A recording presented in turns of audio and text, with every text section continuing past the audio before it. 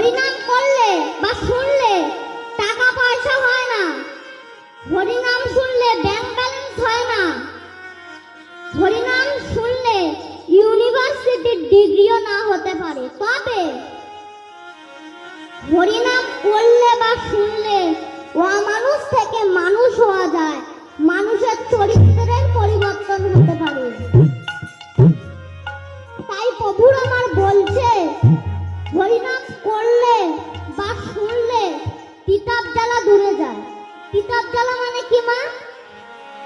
তিতাব জ্বালা মানে হলো তিনটি জ্বালা, তিন রকমের জ্বালা। সেই তিন রকমের জ্বালা কি কি? এক হচ্ছে আধ্যাত্মিক, দুই আদি ভৌতিক, আর তিন আদি দৈবিক। আধ্যাত্মিক মানে কি? আমার কেটে গেছে, ছিলে গেছে, মাথা যন্ত্রণা, গা হাত পা ব্যথা, মানে আমার নিজের শরীরে যা যা কিছু, তাকে বলা